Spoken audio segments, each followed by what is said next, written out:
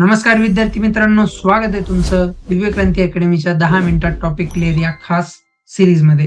मित्रांनो, तुम्ही कधी विचार केलाय का काश्मीरमध्ये गेल्यावर आपल्याला सफरचंद स्वस्त मिळतात, कोकणात गेल्यावर आपल्याला नारळ पाणी स्वस्त मिळतं किंवा पंजाबचा शेतकरी गहू पिकवतो पण विदर्भाचा शेतकरी कापूस का लावत असेल? हे काय त्या शेतकऱ्याच्या मनावर असतं का?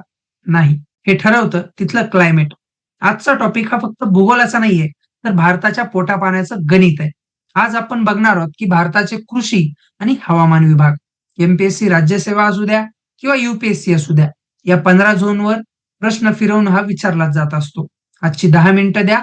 हा टॉपिक तुमच्या डोक्यात कायमचा फिट करण्याची जबाबदारी माझी. चला तर मग सुरू करूया. सर्वात आधी एक बेसिक गोष्ट समजून घेऊ. हे जे झोन आहेत, ते झोन पाडले कुणी? तर प्लॅनिंग कमिशननं 1989 मध्ये हे जे साल आहे, इसवी सन आहे 1989, हे लक्षात ठेवा. याच्यावर वन लाईनर येत असतो. यांनी हे झोन पाडले. आता हे जे झोन्स आहेत ते का पाडले? समजा आपलं घर आहे. आपल्या घरात स्वयंपाकघर वेगळं असतं, जिथं आपण जेवण बनवतो आणि बाथरूम वेगळं असतं, जिथं आपण अंघोळ करतो. उलटं करतो का आपण? नाही. कारण प्रत्येक खोलीची एक रचना असते. तसंच भारताच्या जमिनीची आणि हवामानाची रचना बघून प्लॅनिंग कमिशननं भारताचे काय केले? 15 वेगवेगळे झोन तयार केले. कशावरून? तर 3 गोष्टीवरून. पहिली गोष्ट कुठली? तिथली माती, तिथलं हवामान आणि तिथलं पाणी. चला तर मग भारताचा नकाशा डोळ्यासमोर आणा. आपण या 15 झोन्सची, 15 विभागांची सफर घडवूया. आपण डोक्यापासून म्हणजे हिमालयापासून सुरुवात करू. याचे 2 भाग आहेत. झोन 1 पश्चिमेकडचा हिमालय म्हणजे काय? जम्मू काश्मीर, लडाख, हिमाचल येथे हवामान कसं आहे? थंड आहे. मग पिकं कुठली येणार? सफरचंद, अक्रोड आणि केसर. सिंपल आहे. झोन दुसरा जो आहे तो पूर्वेकडचा हिमालय. आता ईशान्य भारताकडे चला. आसाम आणि दार्जिलिंग आठवा. इथं काय पडतं? इथं काय आहे जास्त प्रमाणामध्ये?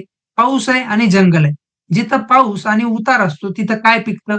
तिथं पिकतो चहा. है ना? या भागामध्ये झूम शेती होते. शिफ्टेड कल्टिव्हेशन केलं जातं. हा प्रश्न आयोगाला खूप जास्त प्रमाणामध्ये आवडत असतो. लक्षात ठेवा झोन नंबर 2 झूम शेती. है ना? आता डोंगरावरून खाली उतरूया, मैदानात जाऊया. हा भारताचा डायनिंग टेबल आहे. कारण इथेच सर्वात जास्त अन्न पिकत असतं. झोन क्रमांक 6 काय? Trans Gangetic plain. है ना? नावात कन्फ्यूज होऊ नका. ट्रान्स म्हणजे गंगेच्या पलीकडचा वरचा भाग. पंजाब आणि हरियाणा. है ना? भारतामध्ये हरित क्रांती सर्वात आधी कुठे झाली? तर ती इथेच झाली. त्यामुळे इथला शेतकरी काय पिकवतो? गहू आणि तांदूळ.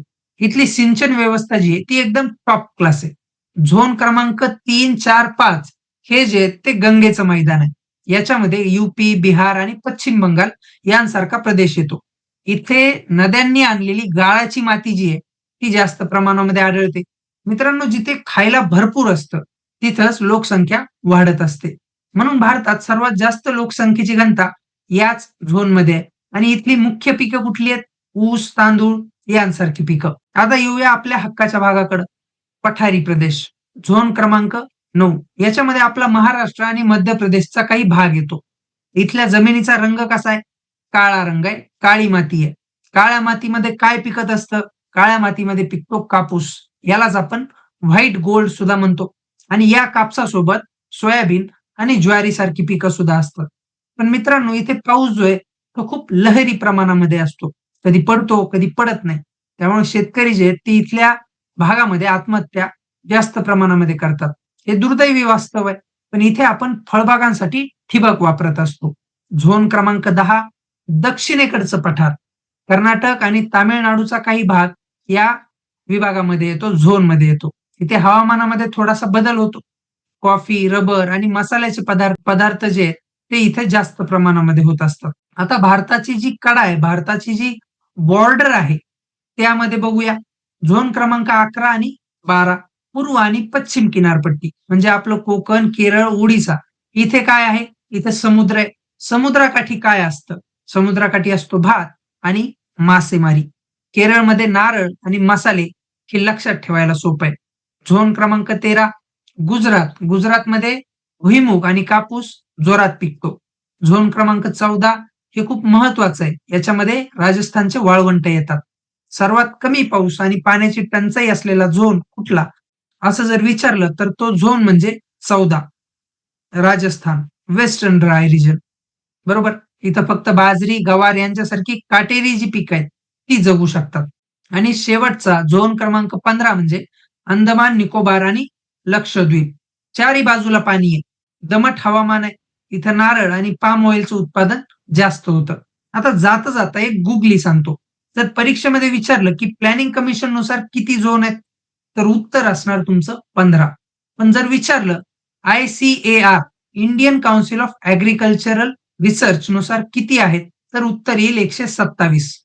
काही पुस्तकामध्ये 131 NARP नुसार दिले असते. है ना? पण ICARचे 127 हे लक्षात ठेवा.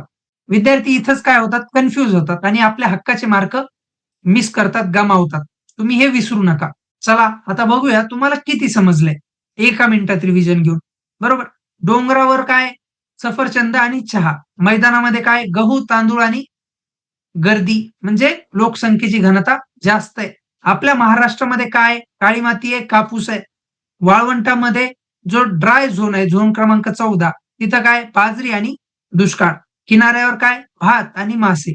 बस एवढं लॉजिक लक्षात ठेवलं तरी नकाशा तुमच्या डोळ्यासमोर उभा राहील आणि उत्तरं आपोआप लिहिता येतील. तर मित्रांनो, असा आहे आपला विविधतेने नटलेला भारत. मला खात्री आहे, आता हा भूगोलाचा टॉपिक तुम्हाला कंटाळवाणा वाटणार नाही. जर तुम्हाला 10 मिनिटात टॉपिक क्लिअर व्हिडिओ आवडत असेल आणि भूगोलाचे असेच सोपे व्हिडिओ हवे असतील, तर खाली कमेंट करून नक्की सांगा. तुमच्या एका कमेंटने मला पुढचा व्हिडिओ बनवायला एनर्जी मिळत असते. आपल्या दिव्यक्रांती अकॅडमीच्या चॅनलला सबस्क्राईब करा आणि बेल आयकॉन दाबायला विसरू नका. भेटूया पुढच्या एका व्हिडिओमध्ये एका नवीन टॉपिक सोबत. तोपर्यंत अभ्यास करत राहा. काळजी घ्या. जय हिंद, जय महाराष्ट्र.